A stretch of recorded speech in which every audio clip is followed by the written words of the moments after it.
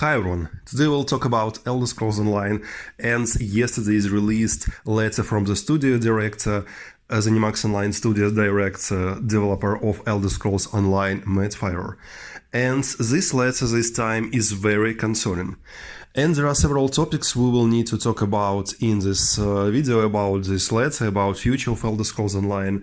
And we will start, of course, from current state of Elder Scrolls Online. Especially if you are new to the topic, I will give you a little, several sentences debrief. Currently, we're in a wonderful state of Elder Scrolls Online. The Zenimax Online Studio is doing quite a lot in upgrading the game.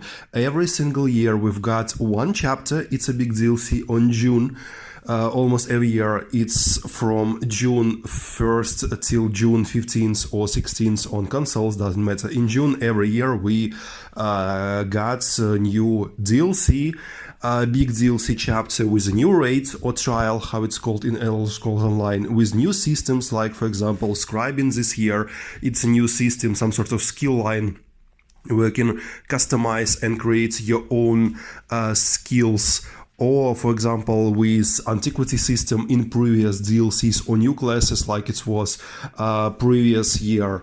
With Necrom DLC, we've got new class called Arcanist, wonderful class, by the way, still one of the most beautiful visually classes in Elder Scrolls Online ever created. So every year we've got tons of new content, and we've got main importance, we've got new zone with new different activities, public activities, tons of new quests and tons of new stories with new characters and some returning characters with wonderful new lore that's just making this universe better and better. And what's more important, what is Elder Scrolls Online? Elder Scrolls Online is a wonderful story-oriented MMORPG. There was times long ago when World of Warcraft was quite popular, not like nowadays when a lot of people, even returning people, simply just trying to launch this game and simply just saying what the hell is happening with the game, why the story is just the same.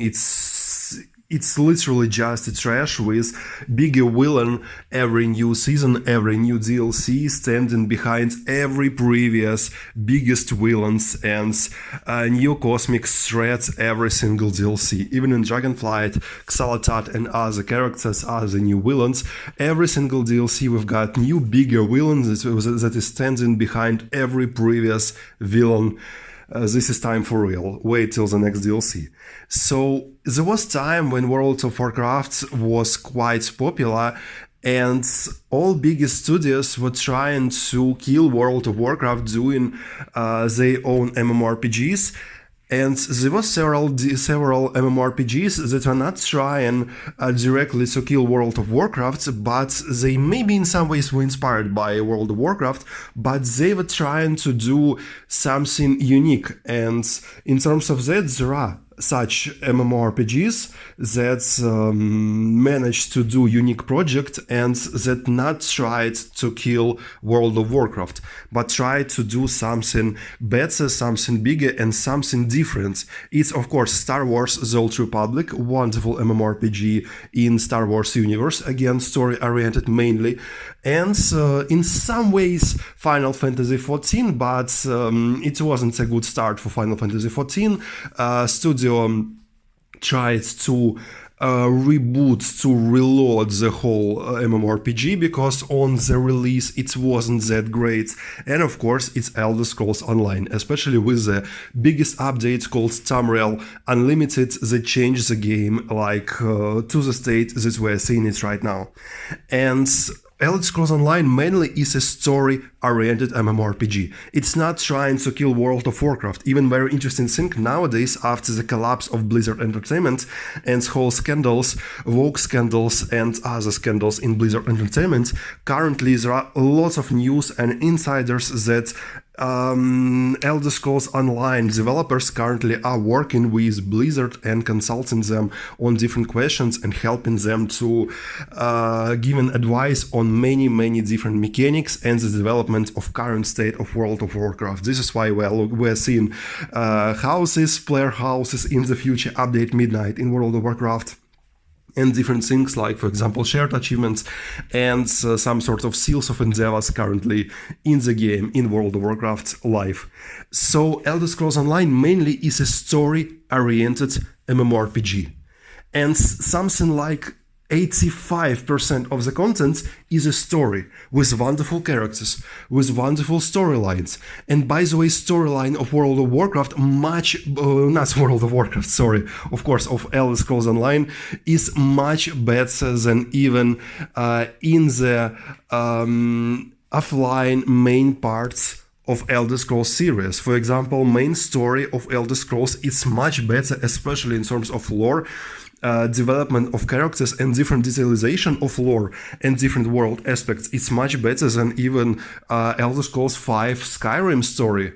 And even in some ways, it can be compared maybe with Oblivion, but it's even better than Oblivion. And I'm not talking about guilds, I'm not talking about additional DLCs.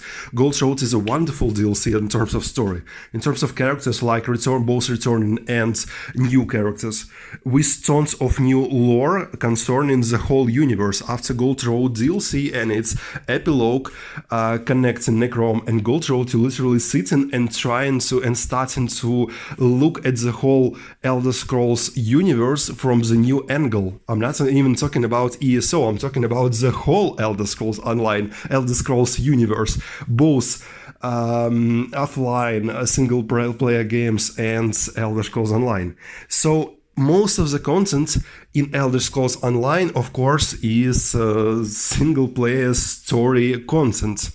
It's story-oriented RPG with tons of different quests, side quests, different world events that can be easily played solo, and different dungeons, trials, other raids, PvP, even PvP, it's just some sort of 15%, especially if we are comparing the overall state of the game.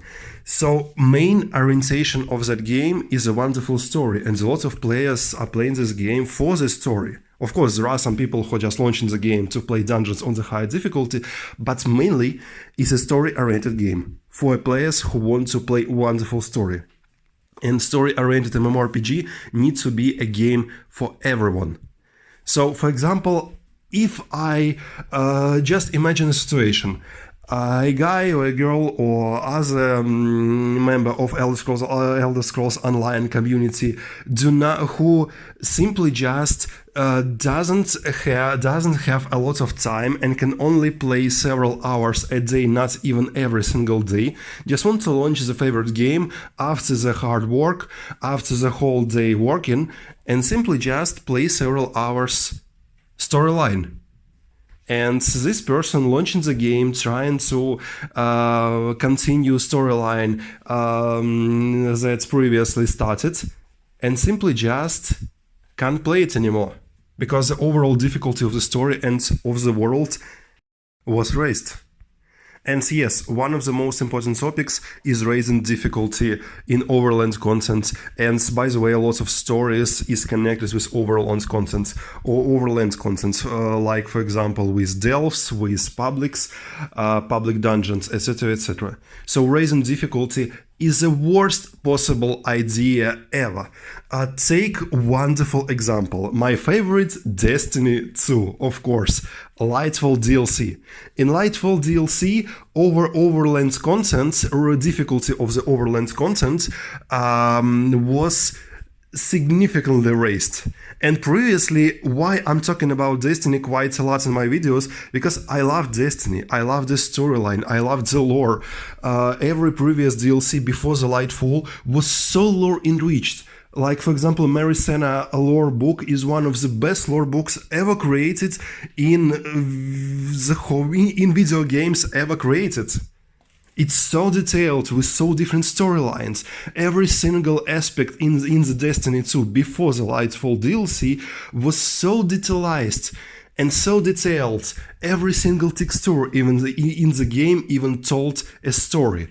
But in Lightfall, lore was primitive and absurd in a lot of ways.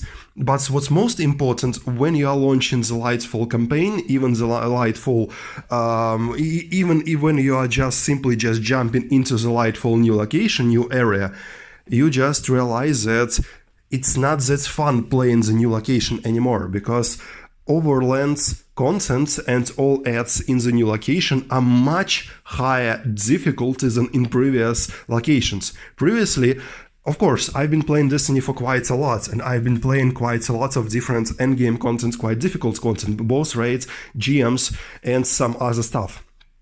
Different nightfalls with different modifications, etc., some sort of dungeons on hard mode from Elder Scrolls Online. But starting from Lightfall, I simply just trying to launch the game to just collect different lore books in the world. And it's not that interesting for me anymore, because instead of simply just looting lore books or just collecting some collectibles from the world, I just need to stand for quite a while and shooting very tough, very difficult ads, and they simply just interrupting me from exploring the world, from just doing whatever I want to do in that wonderful world. It's not that fun anymore, because overland difficulty was significantly raised, and it's literally just prevented me from exploring the world, from just doing whatever I wanted to do into that universe. And I'm very concerned about Elder Scrolls Online state, because it looks like it may happen in Elder Scrolls Online with the Madfire's letter that's saying that overland difficulty will be changed, and currently game is not that difficult for the majority of players in terms of overland content. But the only way to change overland difficulty is sadly to raise it, because currently it's in the wonderful state where everyone can simply launch the game and explore the world without any problems and any other additional modificators stopping them from exploring the way they want. And another very important topic is, of course, seasonal model, because ZeniMax Online Studios announced seasonal model. And it's the worst idea possible. Currently in Elder Scrolls Online, we have one DLC with 2 dungeons every single year in something like March or April, and one big chapter with chapter for something like $40 in June. It's new DLC. Chapter is a DLC in Elder Scrolls Online, with new raids, trial, with different public dungeons, a lot of different stories, some new systems, like for example card games, Tales of Tribute, or new classes, or new skill lines, like it was with Scribe and Obsidian Order, etc. And some sorts of free DLC for all, with different quality of life improvements in something like November or October. So in autumn we've got another either free updates for everyone with quality of life updates, or another, like it was in previous years before Gold Road DLC and before Necrom DLC, we've got additional minor DLC without trial, but again with new story, with several new dungeons, etc. So this system, by the way, it's wonderful, because everyone got a lot of content, and you are not forced to play the content with time gates or with additional rush. Because what is the seasonal model? Seasonal model, it's the beginning of a new season, and in this season we've got several time gates. You can't play the whole seasonal story, you just can play this week one quest, next week another quest, and on the third week, only on the third week, for example, the third quest from the seasonal storyline will be unlocked. And it's the worst ever system ever possible in live service games. Just look at Destiny 2 or other games from the genre, from live service looter shooter games, even on Diablo 4. But in Diablo 4, by the way, it's made much better than Destiny 2. Still, it's not very popular. We'll talk about Diablo 4 a little bit later. Seasonal model making you to play not whenever you want, but whenever the developers want you to play. You just need to wait. For example, I started very interesting quest. I want to see how it ends. Like currently in Elder Scrolls Online, when I buy new DLC, I can play this new DLC from the beginning till the end whenever I want. I can play the whole DLC in 15 or 20 hours just in one sitting in front of my computer or console, or I can just play it through my year, playing one quest, for example, a month, because I want to explore every single corner of the new locations and of the new quest. So game not making me playing this game, not making me playing this quest. Game is giving me a choice how I want to play, when I want to play, and how much I want to play. But seasonal model will make you play only this time and will make you wait until new quests. And what's more important, almost every single seasonal model is a worst example, it's a best example of so-called FOMO syndrome, when you just forced to play some story or some content, because after the end of the season, like it's in Destiny 2, the whole content, seasonal content, will be simply removed from the game. So you're not only forced to wait till the next storylines appear in the game, but also you're forced to play these contents currently right now in this season, because later this content simply will be removed from the game.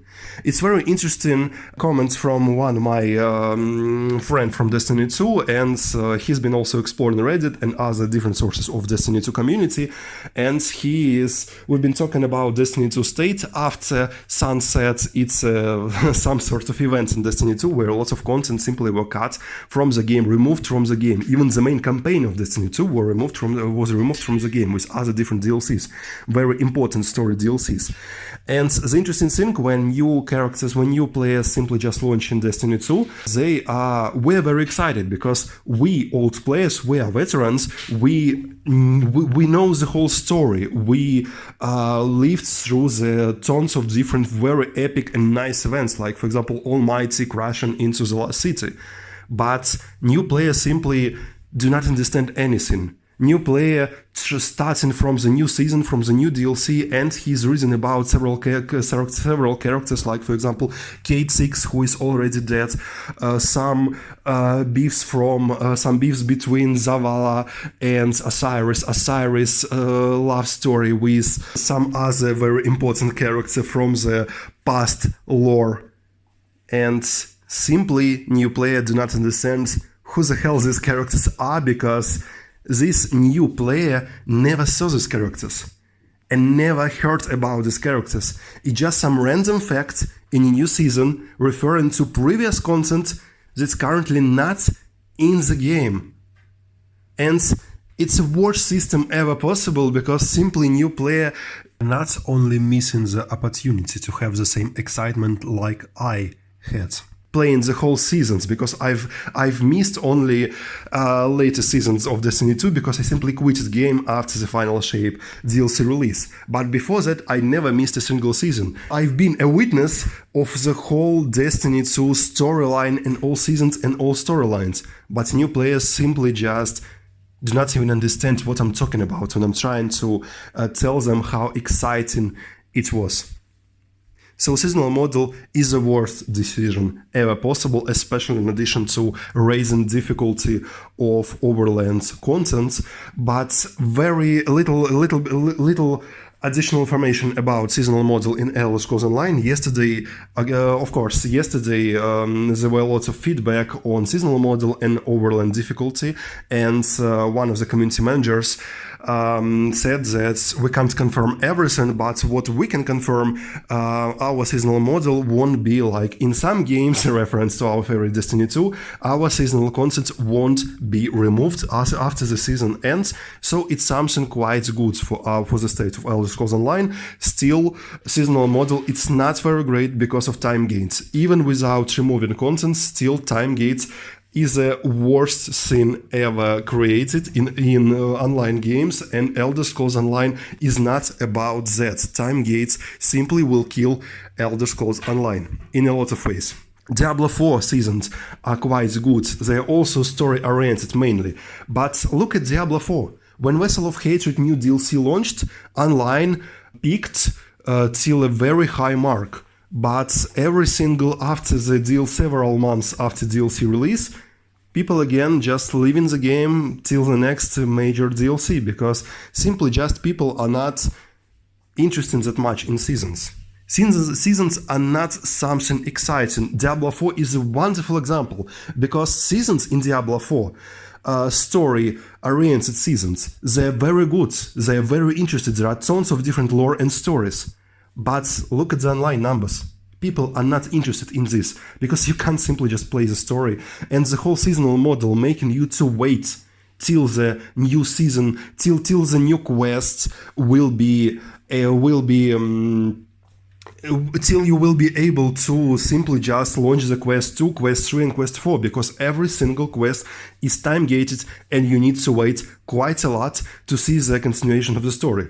Some people with different with different their own quests in their own real life and with other occupations and other things in their real life or in their work, and even playing other activities in Elder Scrolls Online or other game or in other games, simply will just forget about the previous quest, the previous week quest.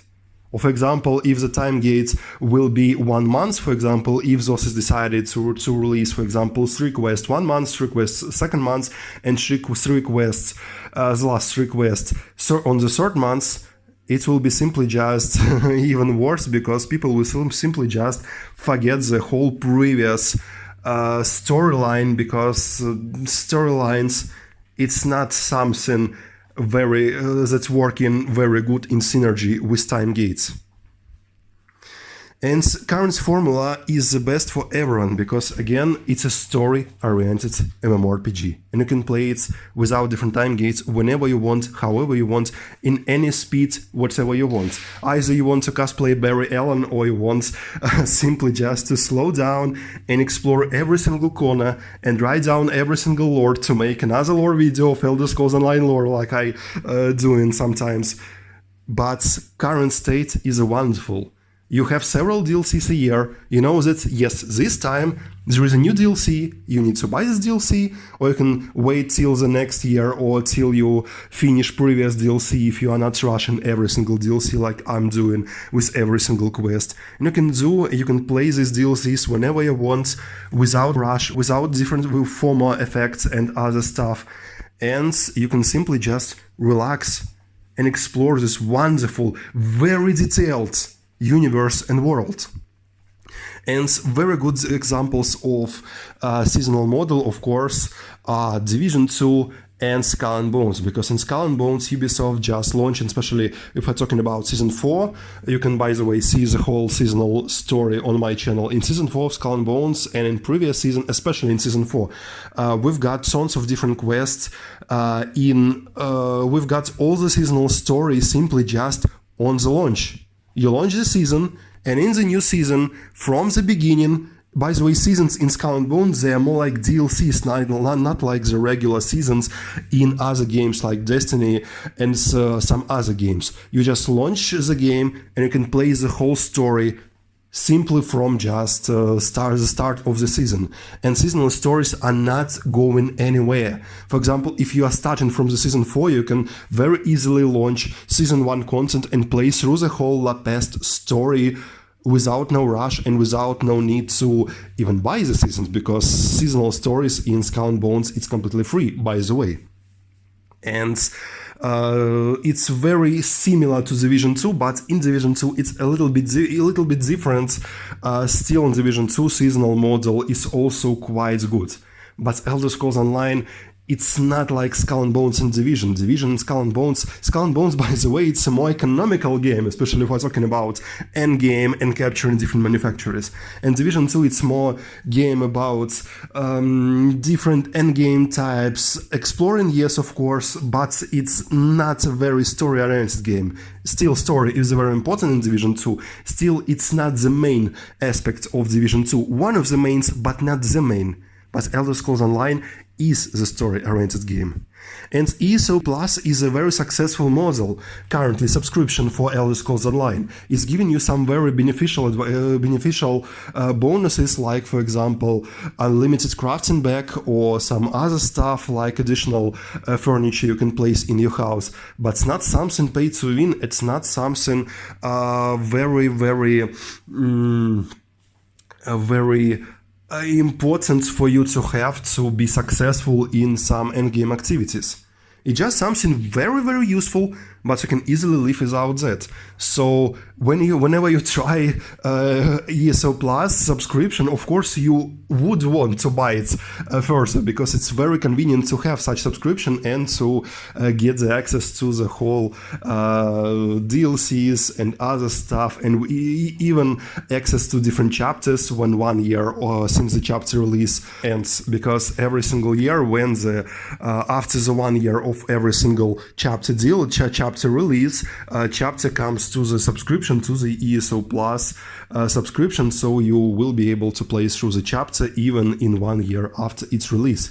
So it's very convenient, very nice system, and it's not be changed, especially with other different systems in Elder Scrolls Online, like for example Seals of Endeavors, where you can simply just buy almost every single premium shop, crown store or premium shop. It's called crown store in Elder Scrolls Online, simply for just playing the game and not even paying money. But if you want to speed up this process and buy some skins right now, right here, without waiting for doing several achievements, you can of course buy skins right here, right now, for real money. But again, you have an opportunity to buy different stuff with just in-game currency, simply for just doing different achievements, not very difficult achievements, and not even spending money. Still game worth your money, with different wonderful stories, wonderful lore, new raids, trials, new different endgame contents, and some other paid stuff that's really, really worth it. And ESO Plus is a very good alternative to the ones who don't want, for example, to spend $50 or $40 right now, but can, for example, allow them to pay 12 or 13 euros or dollars months to buy ESO Plus.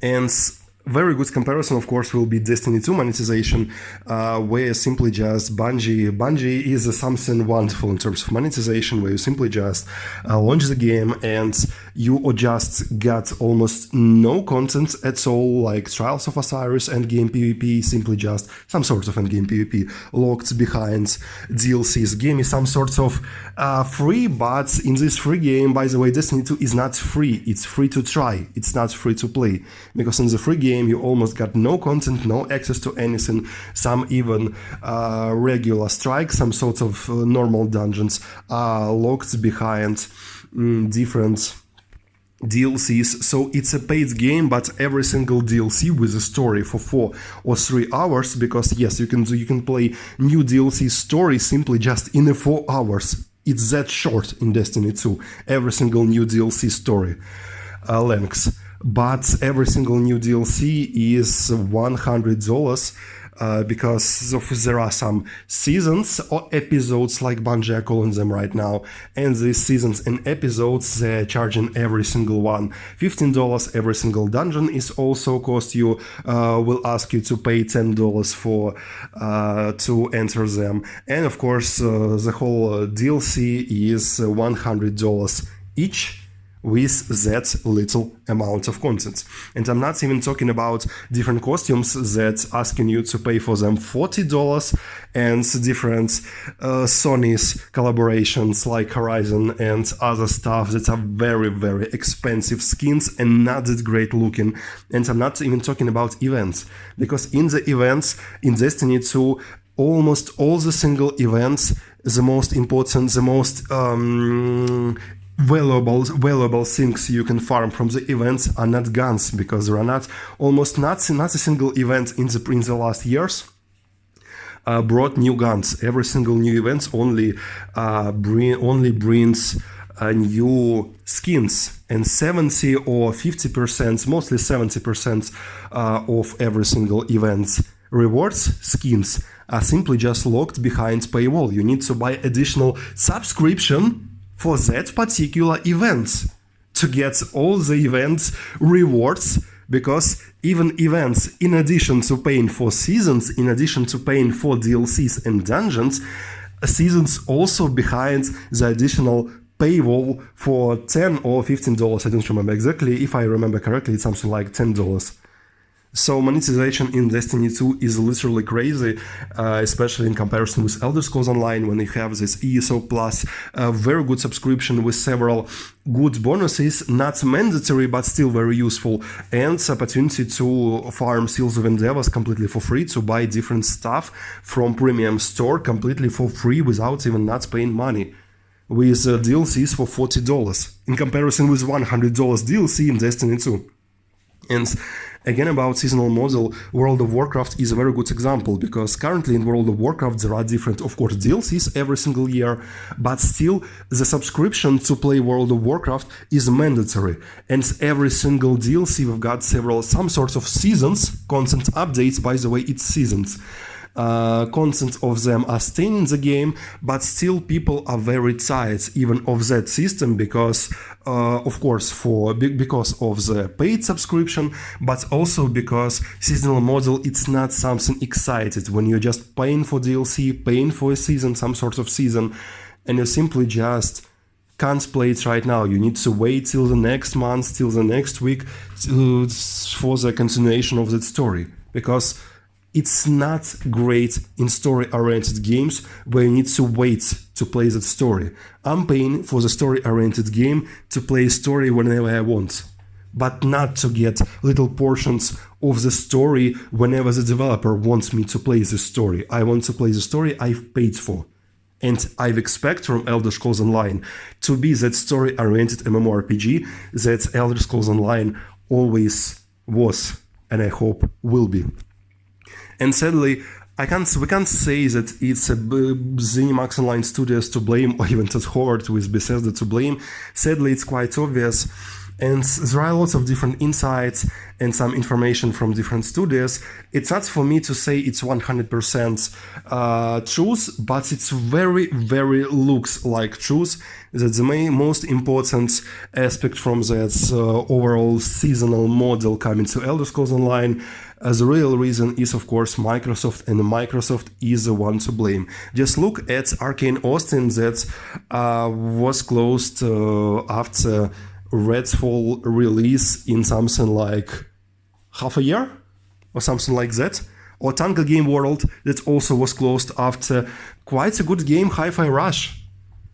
Developers of a very good horror games in the past, very talented developers, both for Arcane Austin and Simply Studios were closed.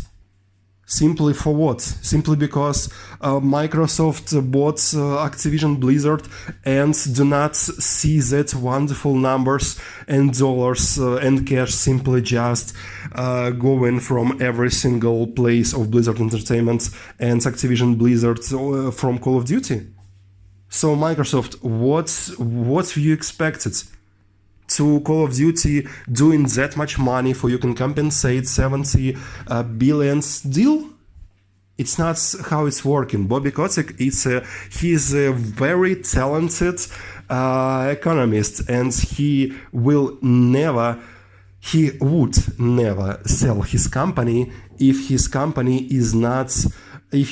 doing the same amount of money like it did in previous years. It's quite obvious that Activision Blizzard, the whole state of Activision Blizzard, is not great that time. It's the only reason why this whole deal happened. And sadly, Microsoft is seeing the consequences of that deal, and they're trying to compensate that big amount of money they spent for Activision Blizzard, especially for Blizzard. Blizzard itself, with its wonderful state of Overwatch 2, of other different games, except for Diablo 4. Diablo 4 is quite good, by the way. With World of Warcraft, with its wonderful state of the last DLCs and different agendas that forced into the game, and different origin of players or different origin of different characters changed due to the modern agenda. And Microsoft are trying to compensate, sadly killing their own inner products and wonderful worlds from, sadly, Bethesda Studios. Different inner Bethesda Studios like Arcane Austin or Tango Game World, and sadly currently ZeniMax Online Studios is in this queue. And sadly, I'm pretty sure, I'm almost 100% sure, and due to the tendency we've been talking about, it's quite obvious that it's Microsoft to blame, not the ZeniMax Online Studios to blame for the seasonal model and some other stuff that are very popular currently right now, very popular for some effective managers in the in the opinion of some effective managers of big companies, but not as popular among players. And sadly, these effective managers are simply just forcing their studios to do these decisions, quite bad decisions for players. Because increasing overland difficulty is also one of the methods Bungie implemented in Destiny 2, especially in Lightfall DLC, like former Bungie employees said after they've been fired from the company. Another story, it was the decision to increase players' engagement in the world.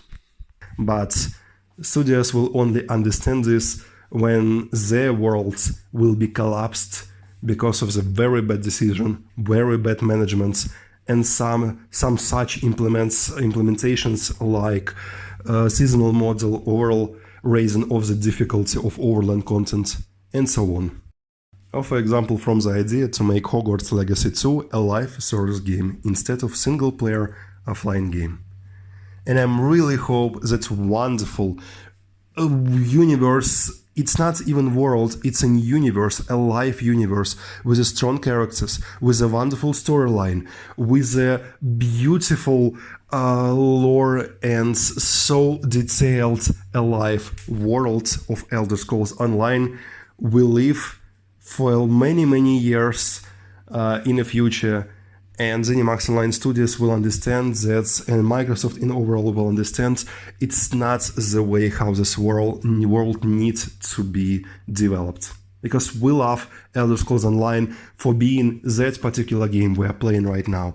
And there are different aspects it can be upgraded in the future. Infinite Archive is a wonderful example. Cyrodiil changes Elder Scrolls ZeniMax Online Studios are trying to implement also are quite good. And for example, you even okay, I hate extraction modes, but even extraction mode can be implemented in Elder Scrolls Online in PvP. Different PvP aspects, different PvP new modes, in addition to Battlegrounds we are very familiar to, and different some other stuff like Imperial City, or for example division of Imperial City into storyline version and into PvP version for every single player who simply just want to launch Imperial City DLC story can play Imperial City DLC story without the threats, sitting on the basis of other alliances and trying to kill every single low-level player who are simply just who simply just trying to play through storyline. Different aspects of Elder Scrolls Online can be improved. It's a very big window to be improved. There are different ways to develop story, different other worlds. Or for example, even if you are tired of Tamriel or different Oblivion realms, we can go into Akavir or some other stuff. It's big. It's a very big, vast, very developed universe with tons of different directions of development. And seasonal model and overland's difficulty race, it's not the best ways to develop this wonderful universe. And I really hope the ZeniMax Online Studios will understand it and will change our game for good, and will keep giving us that wonderful experience we love Elder Scrolls Online for. Thank you guys for watching this video. Don't forget to click the like button and subscribe for channel if you want more videos like this. Check our different guides, builds on Elder Scrolls Online, our different ESO urgent news, different other RPG and looter shooter guides, builds, etc.